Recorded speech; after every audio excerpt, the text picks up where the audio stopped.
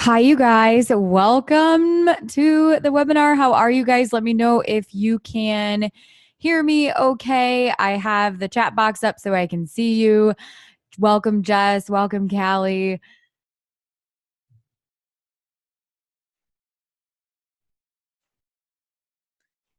We'll get started here in just a couple of minutes. So I'm going to go on mute here just really briefly, but we will get started at 7 p.m. Central sharp. I want to respect everyone's time and because I know it is valuable and it is the evening. So most of you guys have probably had a full day's worth of work already. And this is on top of it, which I am so grateful that you are here and just really, really appreciate that. Okay, awesome. You guys can hear me. Cool. I'm going to pause it for 1 minute. I'm going to grab my drink of choice, which is water, because I've been on vacation and I've certainly had my fair share of beer, wine, and croissants. So I'm going to go grab water and I will be right back.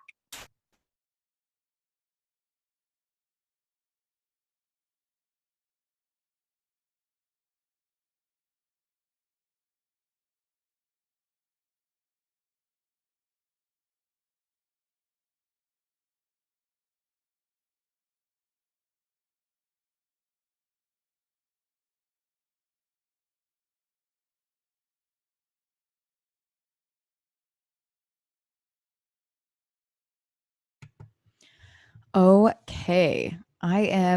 We got just coming up on 7 p.m. You guys want to type in the box of where you are located and where you are not always going to say tuning in, but where you're watching this webinar from, where you're at. Are you on East Coast, West Coast, Midwest?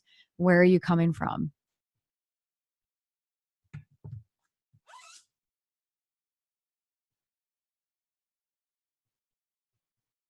Northern California. Where's everyone else from?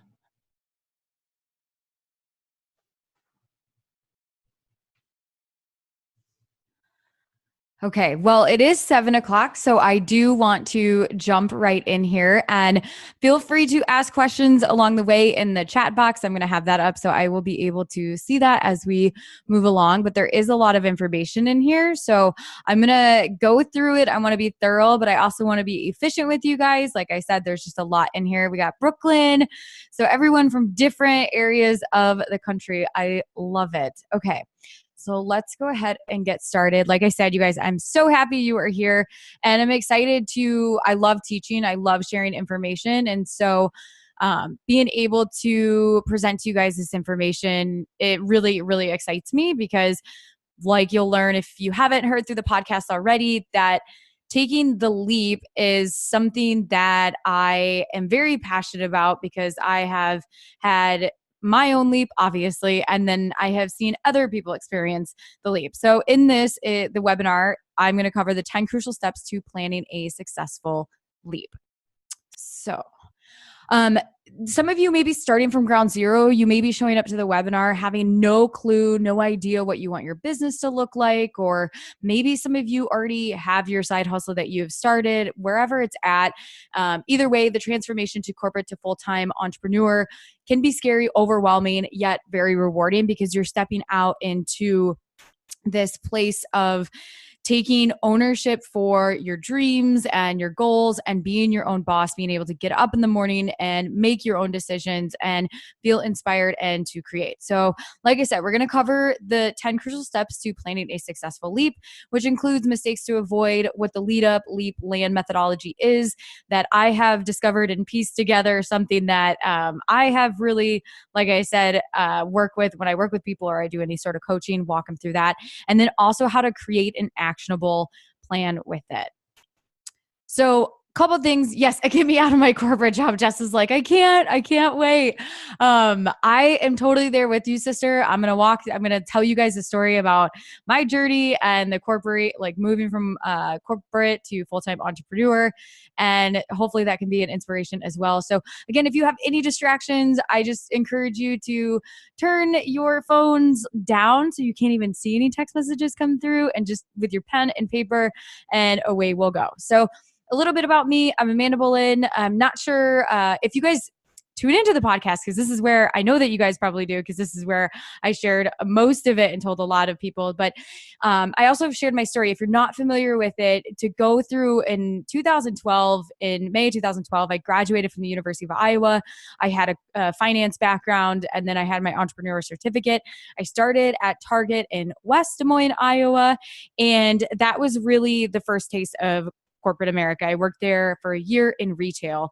And then I moved in 2011 in June. I left Target and started working at Wells Fargo as a recruiter through a third-party agency, which I call a bridge job, because when I was at Target, there was absolutely no way for me to carve out time on the weekends or even during the week to actually work and figure out what it is that I wanted, what it was that I wanted to do at that time, because I was working 60 hours a week. I was exhausted by the work. I was left drained. I always had best intentions that while I was at work, all these ideas would be flowing.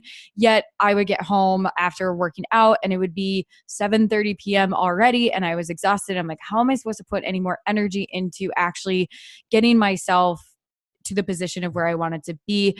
Target that year, I had a lot of ups and downs. It was professionally did very well. And I'm sharing this story because I believe and I know that everyone has their own corporate journey and everyone has their own reason why they want to move out of it.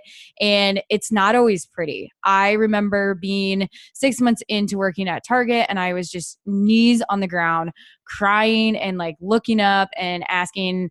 I'm not extremely religious, but I was like, God, what is this? What is this for? Like, why am I here? I want to be in Chicago.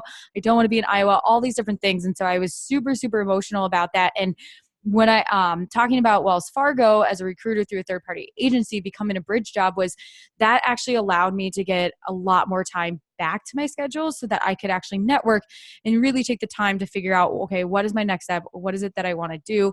And when I look back at that change from Target to Wells Fargo, that was actually a large leap for me. I had taken a $10,000 pay cut.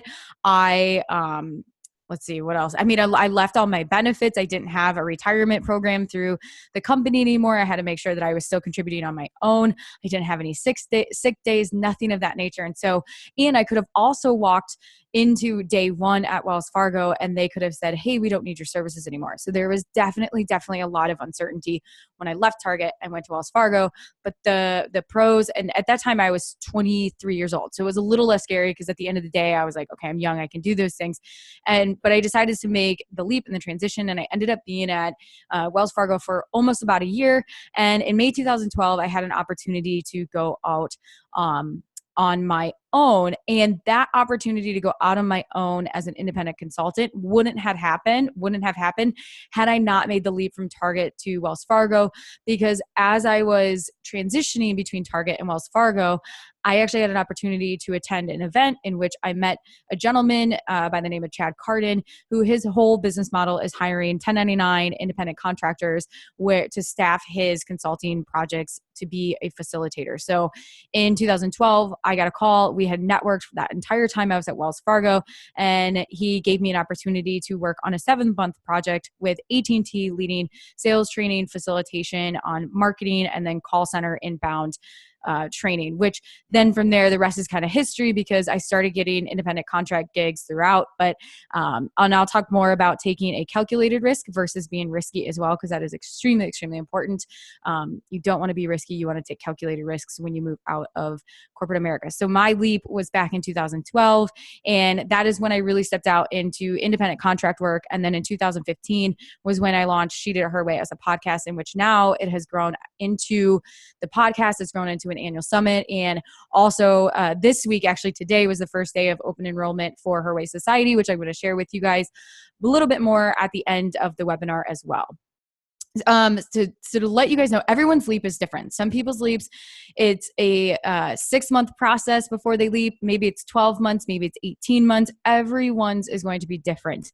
But what I will tell you is that there are some core key foundational things in place that make make a leap more successful than maybe a not as successful leap. And so one person I really love to highlight is Jocelyn Pearson.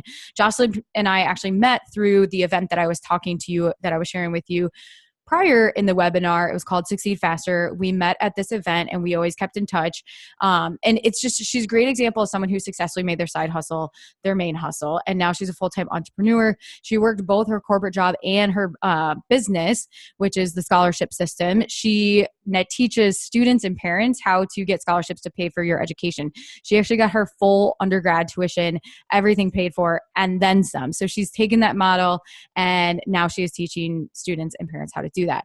So in the 1.5 years that she was in her corporate job, she was still working on her business. She was carving out mornings and nights to spend time to work on her business. So it got her to a place where she felt comfortable and confident to take the leap. And like I said, she was super, super disciplined about it. She validated her product. She had proved that she had sales before she quit corporate America. And she knew she had a goal and she had a certain number in mind that once she hit that, it was comfortable. She said, okay, now I need to do it. And so I really love to highlight Jocelyn's journey because she is someone who was very methodical, very strategic, worked in parallel, which sometimes can be exhausting, especially when you're a corporate going in both at once. But it is so, once you've taken the leap, it sets you up for greater success because then you're not having split energy about trying to make money and trying to validate your business in the same time. And so you don't feel like you're in a rowboat by yourself in an ocean. You've already built up your business to a point where you feel comfortable and you're confident to make that leap. So you might be thinking, if you are in, when I go through the phases, what I call the lead up phase, things such as like, will I make any money? Where do I even start? Will I have the support of a community? You might experience imposter syndrome. Like, who am I to quit my job? How would I be lucky enough to be able to break out of the corporate world? I had all those thoughts. And when I worked in Target, and I know it was out of love, but people told me I was crazy. They're like, what are you doing?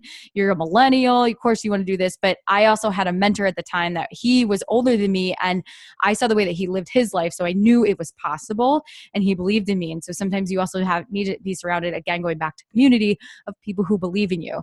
You might also be thinking like, I'm not even sure what I want to do. Those are all natural thoughts and natural things that we think, especially when we're going up against something that maybe isn't necessarily the what would be considered the quote unquote normal thing of what people do. Because oftentimes we're surrounded by people who do show up, go do their day-to-day job, and they don't see any other world outside of that. And that's okay too. That might work for them. But I assume that if you're on this webinar, you are someone who's like, okay, I'm ready for something more. I want to do something more. So the 3 phases of making the leap, which I think it's very important to know this because you have to know where you're going. So it's the Stephen Covey, begin with the end in mind. And if you know where you're going, then we can work backwards to be strategic and also take calculated risks. So you have the lead up, the leap, and the land. So the lead up, I shared with you guys my lead up story. It usually starts with being uncomfortable or knowing that you've always wanted to do something. And then it's that voice inside your head where you start seeking information, you start questioning things around you. And that voice really never goes away. And you may have had that voice for a year. It may have been there for 6 months, 2 months. I don't even like whatever it is, you know what it is because it's constantly showing up in your head and you can't get it out. You're like, I have to do something about this. Like, I know this isn't it, but I need to figure out what is. And like I said, your lead up can range from 3 months to 2 years, and everything you do in the lead up phase dictates the success of your land phase, which is phase 3. So when you are fully 100% out on your own, because we want to prepare and do as much as we possibly can while you're in your corporate job so that the money piece is taken care of. You're making money in your corporate job. You don't have to stress or figure out like, this is the time to experiment, to really validate your business and to make sure you are doing what you ultimately want to do. And this also, like I said, it could include a bridge job. If you're working a job that is 60, 70 hours plus a week, it can be very exhausting to coming home because you're filled with all these ideas when you're at work, and then you come home and you're exhausted. So you sit on the couch and maybe Bravo TV sounds really, really nice. And it's natural for us to do that, but let's set some boundaries or structure in place so that we don't fall into that. And sometimes getting a bridge job so we can get more time back on our side and also get more energy is a really great way to go about that. So I did tell you guys about my lead up phase in that piece before. And then the second phase 2 is leap. This is when you set a date for when you're going to leave, when you actually leave. Intention equals action. I've talked to many, many people who have shared, and even women on the podcast who have shared, that they just randomly picked a date that was in a year out. And that date came, and it was either on that date or very close within like a month or maybe a week, in which they then left their job. I remember one time when I was at a conference, I had wrote on this sheet that I wanted to go skydiving, and I was asked, okay, when do you want to go skydiving, in front of this entire group? And I just pulled out a date, and it ended up being a Saturday that I was then available. And it just, I think I know that when we put intentions, sometimes we don't need to necessarily worry about how we're going to get there. It's just intention is putting that energy and momentum behind it so that we can then start taking action towards it as well. And then phase 3, which is the land. So you're on your own. It's go time. You're taking everything you learned from the lead up phase and putting it into action. And you are a full-time entrepreneur. So 10 crucial steps to planning a successful leap.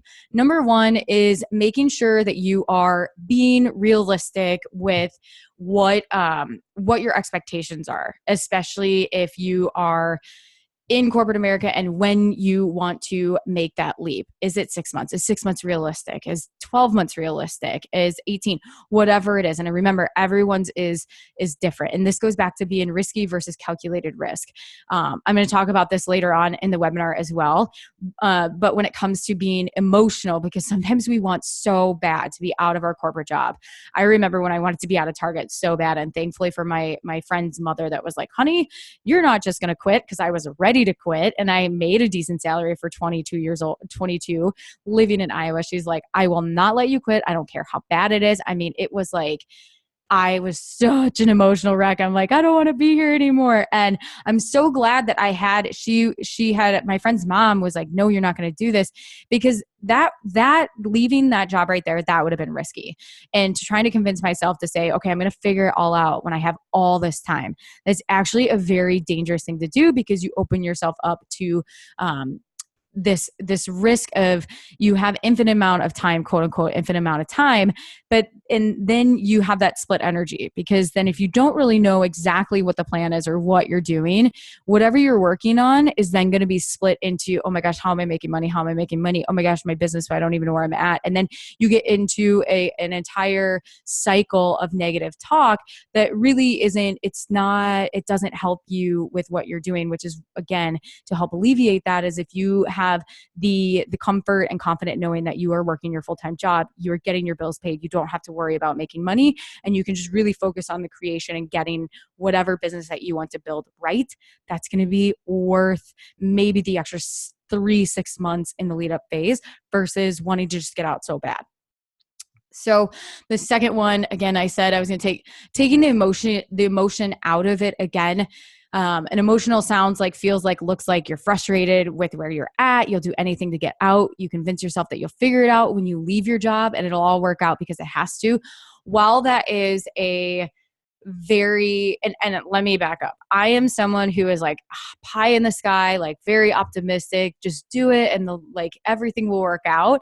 And while that is true, it could actually it could take you longer to accomplish your goals if you don't have a strategic plan. And again, the more stuff you do in the lead up phase to vet your business and to validate your product and actually earn a revenue, then it's going to be way more fun and less stressful when you quit your job. And again, it opens you up to massive risks, especially if you haven't validated your business yet, because it goes back to the split energy piece of it as well, mentally. So instead, when you find yourself in this emotional state where you just want to get out so bad, write down those emotions you feel, identify what causes them, and then brainstorm ways to use them as fuel. So going back to when I said, you might come home and you're exhausted and you just want to watch TV, but you've been fired up all day at work and you're like, I have all these ideas and I'm going to work on them when I get home. Use these emotions that you feel as reminders to fuel yourself when you're in that moment as to why it is important for you to actually take action, even when you're tired, even if it's 30 minutes, even if it's 20 minutes, 30 minutes is better than 0 minutes is what I always say. Even a workout, sometimes even just doing, burpees for 10 minutes is better than not doing anything for 0 minutes. So really leveraging those emotions so that you can move forward what it is that you want to do and stay motivated and committed. Number 3 is you want to create a plan. So again, aside from knowing why, having a plan is good for you. It's good for us. We want to know where we're going and what we're doing. Also, still having a plan that is flexible enough that we feel inspired by and it isn't too specific that we get bogged down worrying about the how we're going to do it. And having a plan provides us clarity, it provides us structure, it gives us goals to achieve, and it drives intention.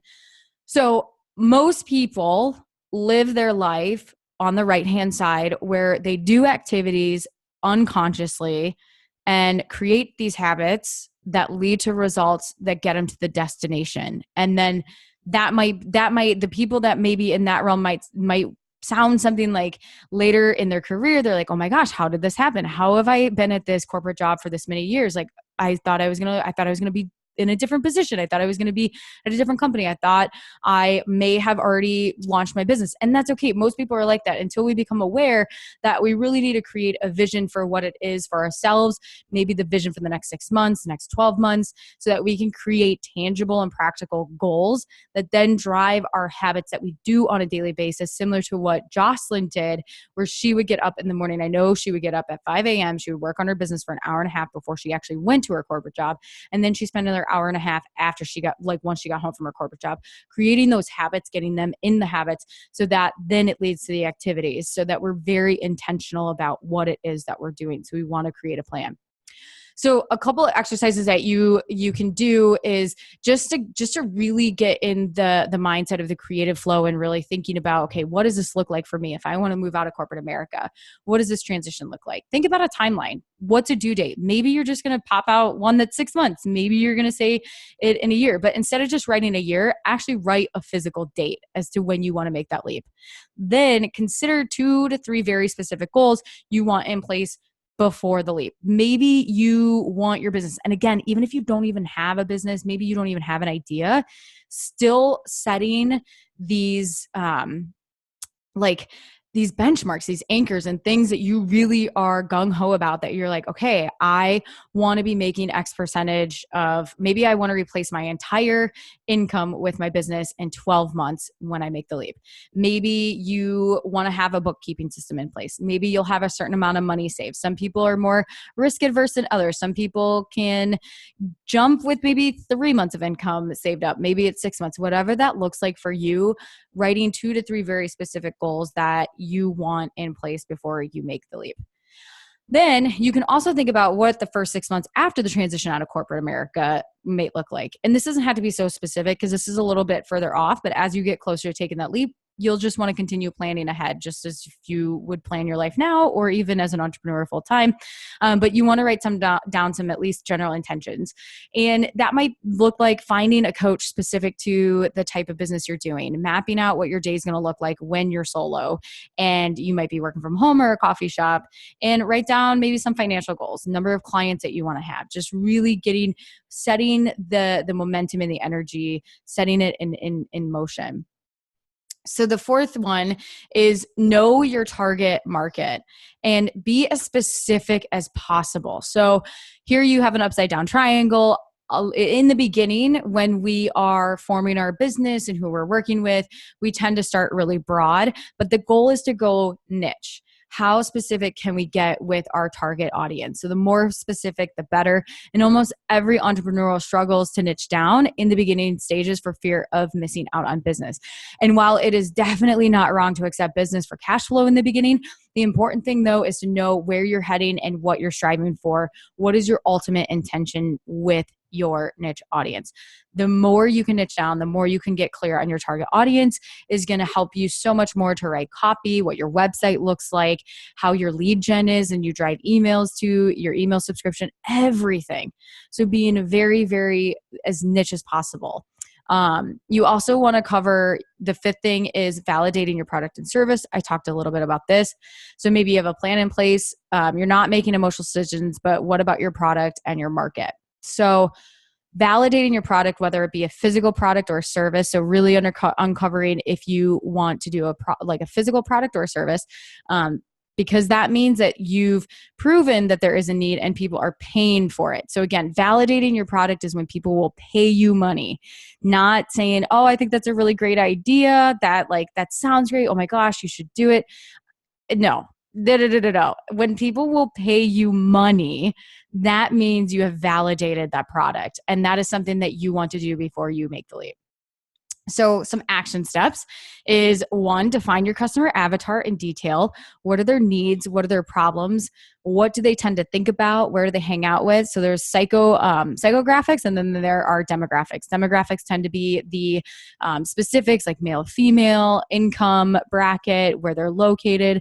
Psychographics are the thoughts that they're thinking. What are their motivations? What are their emotions? What are they thinking? All those different things.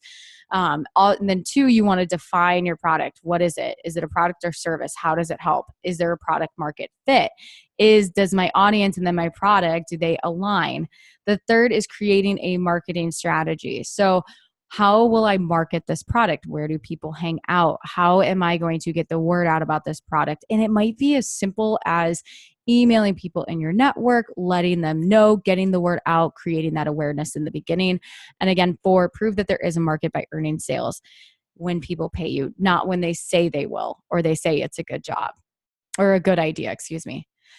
6 is really mapping out and defining your revenue stream. So how does your business make money?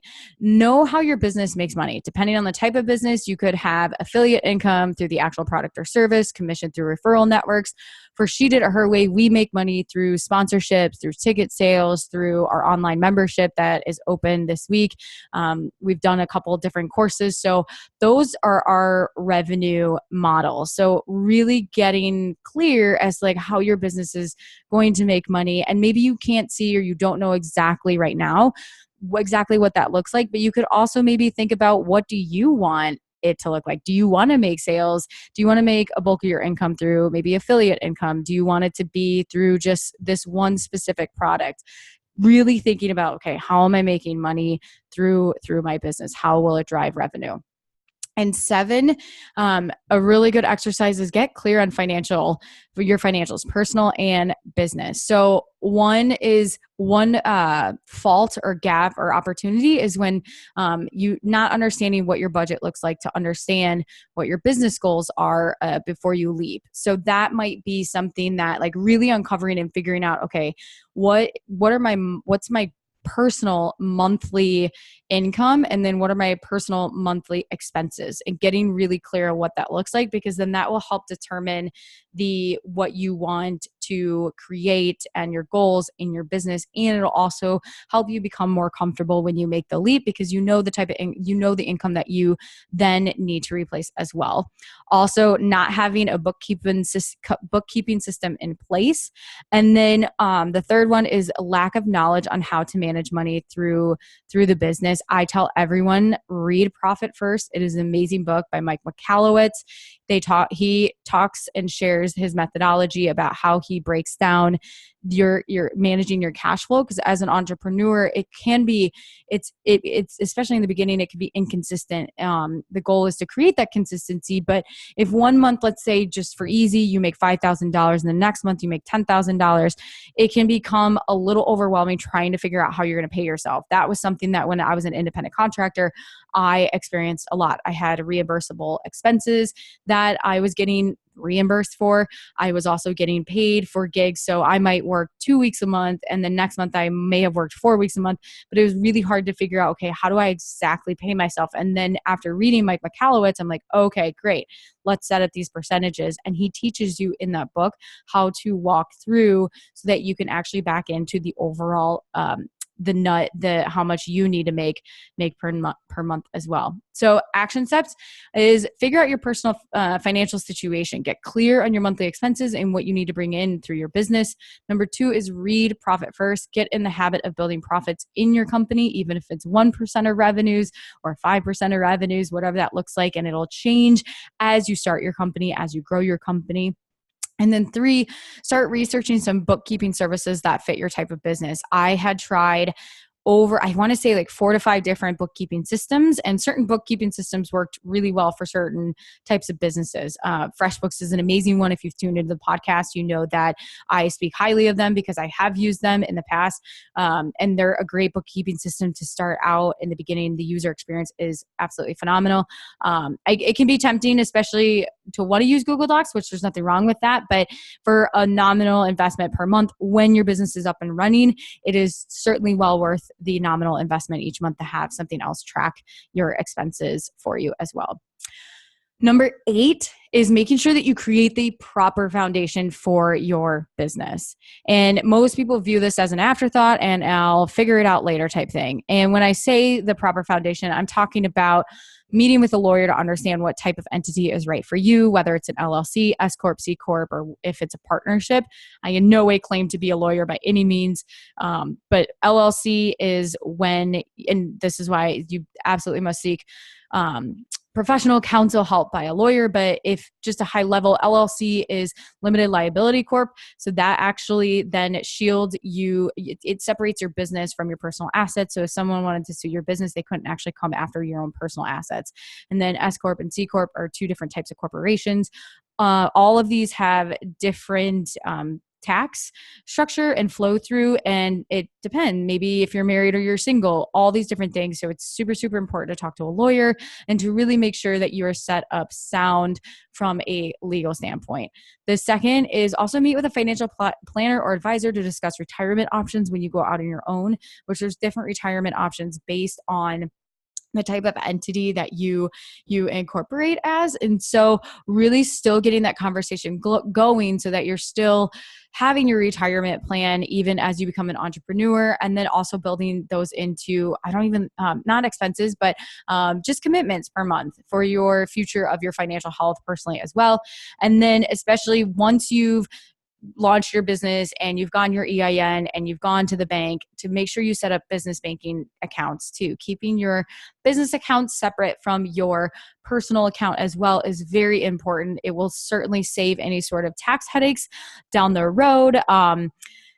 When it comes to tax season as well, which then goes back to making sure having an accounting system, because then it's going to make it super easy. And then you're not counting up receipts, because I have been there and it definitely takes a lot of time and energy. And the first year and a half when I was doing my consulting, like I said, I had a lot of receipts going in and out for reimbursable expenses, and it wasn't an organized system. I was super young and I'm like, no, I got it. I figured it out. But I have certainly learned that having separate business bank accounts and having a software accounting system to account for everything that goes in and out of your business is super, super important as well.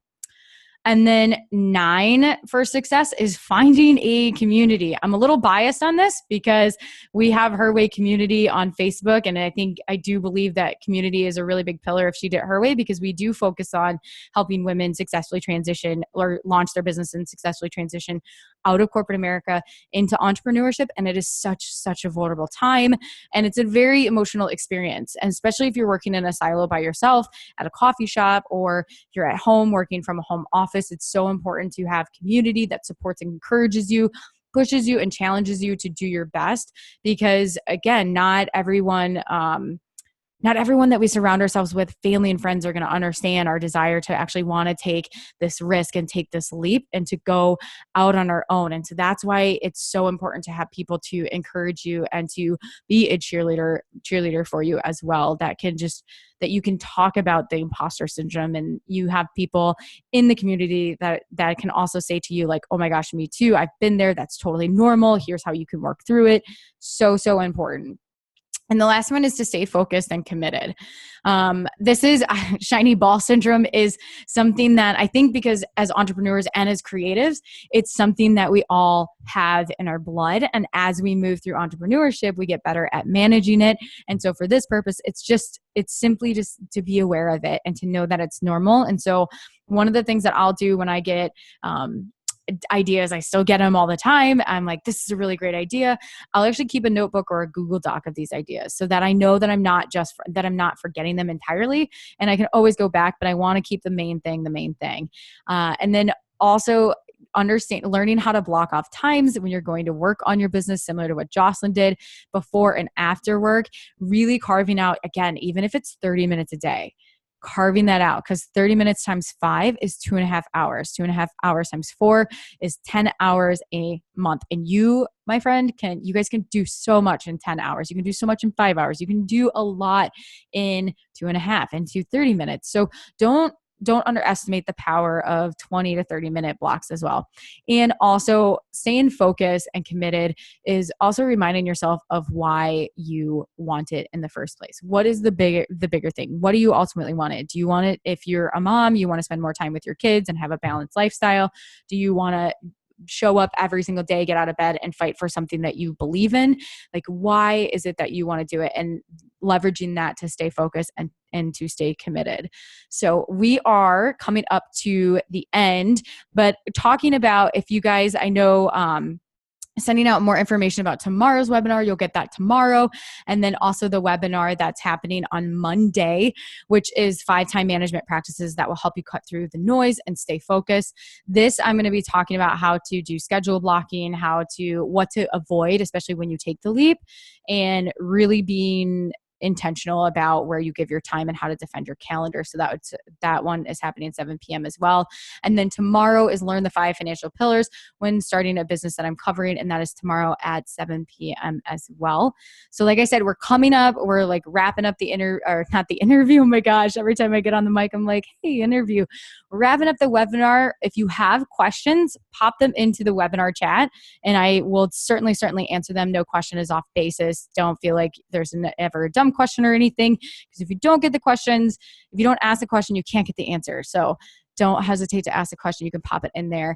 Then the last thing I want to share with you guys, if you are on the email list, you may have heard this or seen this on social media and the podcast, but today is the first day that Her Way Society has open enrolled, and it's open for 7 days. I'm so very excited about this. I think this is the perfect thing. I had thought about contemplating doing an actual course to help women launch their business and make the leap. But then I realized, like I shared with you guys in the past, this is such a vulnerable time and everyone's lead up is different. And I think that if there's a way that we can put the community together and constantly create that accountability for each other, that's going to be more beneficial than a one-off course and trying to go through it. But everything that comes with doing the course and staying accountable to it, it's a little bit more difficult, where the community and monthly membership is something that I know I'm just so excited about. So in it, there's the success plan. It's designed to help you set your intentions and goals that you want to accomplish for being part of the Her Way Society. There's an 18-month checklist where it's a month-by-month checklist that includes action items. It's got some reading material, some benchmarks, some homework. It tells you exactly what to do for each month. You can go through this at your own pace. You can speed up. You might have accomplished things, let's say in month 4 and then you may have accomplished things in month 6, but there's everything that just to get started and to create that action, to create that business in the lead up phase is all broken down into this checklist, in which, I think I could probably have sold the checklist as its own, but I'm putting it in the membership, because that's, if you sign up for the membership, you get immediate access to it and you can download it and start working on it right away. Then there's monthly action guides that you can print them off every single month. They're broken down into weeks, and then each week you have 1 to 3 very specific goals to accomplish, and you write the date and the time that you're going to do them. So this is where you actually write, like, okay, Tuesday, July 2nd from 7 to 8, or excuse me, Monday, July 2nd from 7 to 8 p.m. is when I'm going to do this. So you're writing off when you are carving out that time. You also have the community. So it's all hosted on Podia. It's not a Facebook community. So it's on Podia, so it's really streamlined, very clear. Then there's monthly expert training. So we have 2 60-minute calls per month. One is with an expert guest based on your feedback about what you really want to hear. And my goal is to always go out and curate those guest experts to what it is that you have your questions on. And then another 60-minute coaching, it's called rapid fire coaching. So it's a chance for us to get on and interact in real time. If you have quick questions, everything's recorded. They're uploaded to Podia. You have access to them if you can't make them live. They're already set from now and for July till the end of the year. So you know exactly when they're happening, and they happen at 7 p.m. Central Time twice a month. And again, it's all in there. When you log in, you get access to all of that. So Junely. That was okay. There we go. Enrollment is now open until now. See, my brain, it's the jet lag brain from vacation. My goodness. From now until July 3rd, it's $27 a month. You can cancel at any time. I don't know when I'm going to reopen the enrollment, and that is not a marketing gimmick. I genuinely don't know because this is the first time to do the society. So I'm going to test it out and see how it works and everything. But we've already had so many women sign up and I'm so excited. So if you head to shedidherwaypodcast.com/Her Way Society, you can learn more and then you can click the join now and then sign up, and you can either do the $27 a month or you can sign up for a year and you get 2 months free. So then it's $270. But this is something that if you enjoyed and got value out of tonight's webinar and you want more information, there's so much more information in that checklist and it's broken down. It gives you the homework. It's basically a plan for you to simply execute as well. So I just want to say again, thank you guys so much for attending the webinar. I would love your feedback if you liked it or if there's something else that you have any feedback about what you thought of the webinar. Please don't hesitate to email me. I hope that you can attend tomorrow's at 7 p.m. Central and then also Mondays at 7 p.m. Central. So if you have any questions, I'm going to hang out for a little bit longer here and just pop them in the chat. Otherwise, I will be sending you guys a replay of the webinar so you have that as well. So thank you guys so much.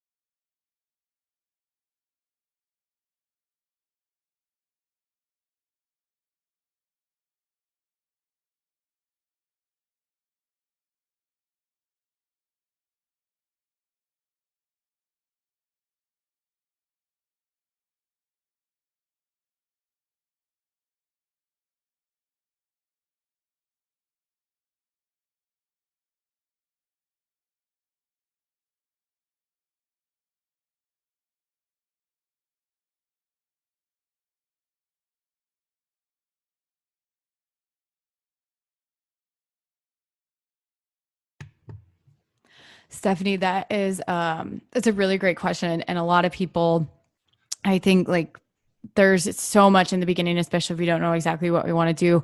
I have found that by doing a survey of people that are around you in your close network, people that are your family, but people that also work with you in a professional manner, and taking inventory, let's just make it 5 people from your family and 5 people professionally, and asking them a series of 3 to 5 questions that can be, how do I provide the most value? What do you believe my strengths are? And you can ask them these questions and keep them consistent and really see what comes out of that, because you'll start to see trends of what people say about you and what people think about you. Because I know that sometimes living, we're subjective and we live in this silo. So it's hard for us at times to take ourselves out of it and look objectively, where people that are close in our niche, people that we work with in our family, can give us really good information about what it is that we do well.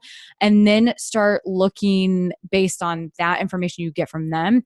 Then you can take the next step and really and take that and see if anything else pops up or resonates. But that is something that definitely I know in the society that a lot of people are coming in this society not having a clue what they want to do, not really sure what they want to do, and then to people who have probably already started their businesses. So it's definitely going to be the whole gamut of that. But I would, like I said, I'd really start with taking inventory about 5 people that are close to you, your family members, and 5 people that you work with professionally, and asking them a series of 3 to 5 questions. You can email it to them. You can just ask them in person.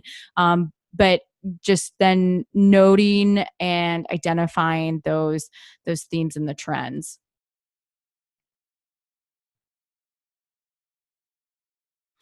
Oh yeah, Jess, journaling your emotions is so yeah.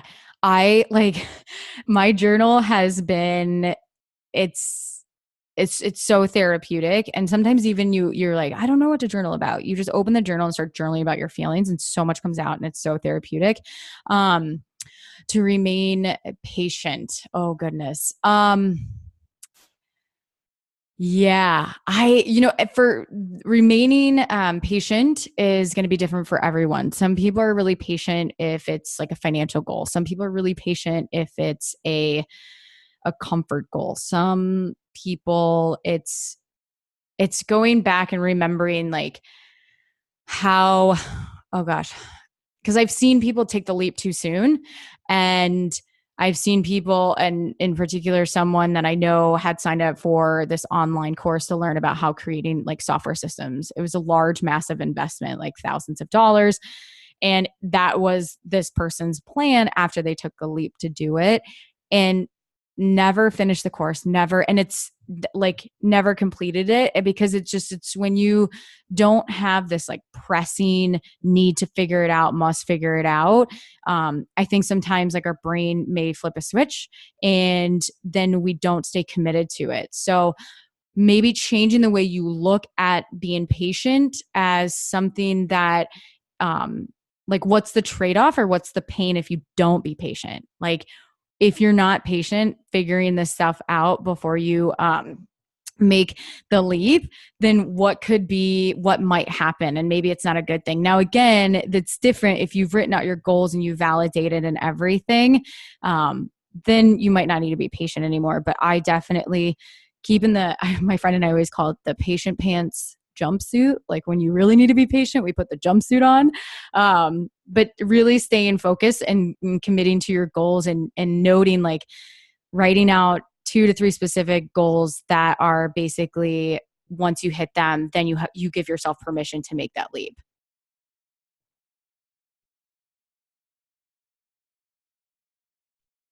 Remembering, oh,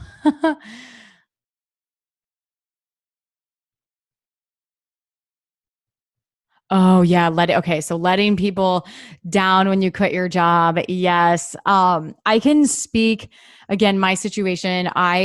Like leaving Target was so much harder than Wells Fargo because Wells Fargo was an interim position. I even when I like the universe will test you in not mysterious ways. It's actually quite forward.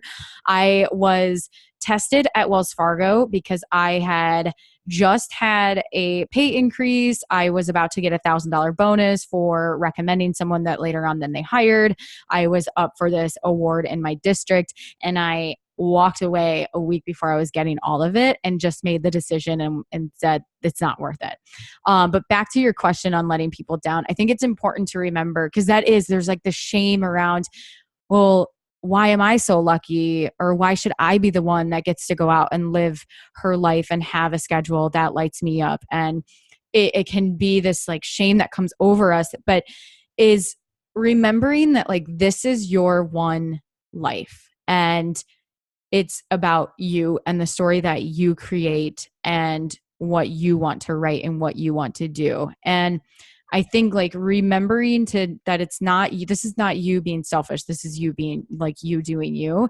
But also knowing that part of the thought of letting people down and your coworkers, if you leave, that's that's normal. And you'll have people that will support you, people that will challenge you, people that will say, I don't know if this is good for you. And when they say that, it's either coming out of love or it's a projection of they actually want to be doing what you're doing, but they just don't have the guts to do it. So just keeping very focused. And again, going back to that community, surrounding yourself with people that have been through what you are going through, that can tell you it's normal, to tell people that, that in the community that can also just keep encouraging you and lifting you up. Okay, thanks. Got it. If no patience, it could easily equal having to go back to corporate America. Yeah.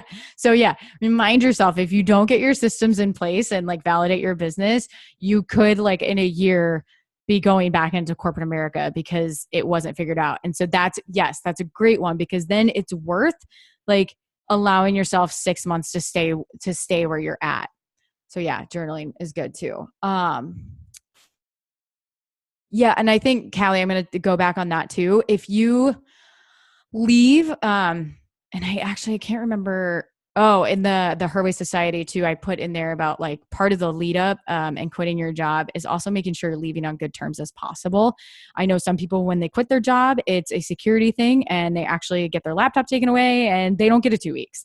I know some people that they've put in a month's notice. So you really have to feel out who's like the type of job that you're in as well. But that guilt and that shame is something that a lot of people have experienced, and just always going back to like, this is your life. You get to write the story. What do you want your story to be? These are really great questions, you guys.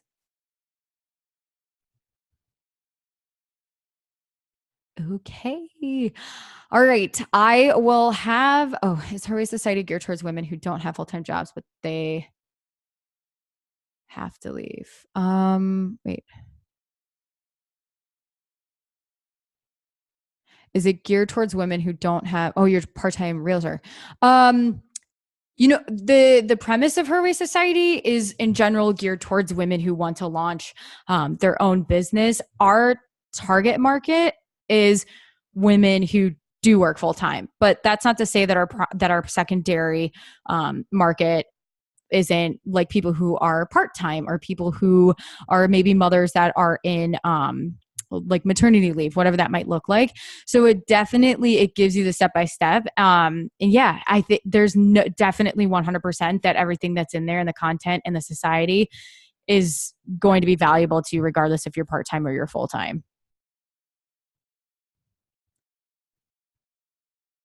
Yeah. No, I think, this is definitely, because this is going to be the 18th month checklist. Like I said, again, too, it's not, you don't have, it does, I just put 18 months because I wanted to be conservative in terms of people not feeling overwhelmed or they have to rush through it right away, but to really give a timeline that people felt good with. Plus 18 months tends to be the average lead up phase of what I've personally experienced and other people that I've talked to. So yeah, you can work through it, but it goes all the way through from defining your business model, to what's your product, to crafting your brand messaging, to building a website, to creating email marketing, to defining your target market, to implementing the operational foundation, to go back, vet, validate, and then to revisit your systems and all of that stuff.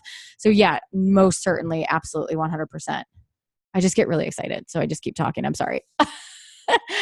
But yeah, these are the types of calls we're going to have twice a month, one expert training and then one rapid fire coaching. So coolio. Oh, thank you, Stephanie. I appreciate that. I'm glad you enjoy it. It's fair. It's a pleasure to, and an honor to be able to interview people and share the story. So awesome, you guys. Well, this has been amazing. So thank you. I will get the recording out right away in the morning. I will have my VA send that out. So you guys will have that and access to it. And then hopefully I will talk to you tomorrow night as well. And then on Monday, but I realize that Monday we are full-fledged into 4th of July, but if you can't make it, you'll still get the recording. And so yeah, awesome. Thank you guys so much. I will see you tomorrow.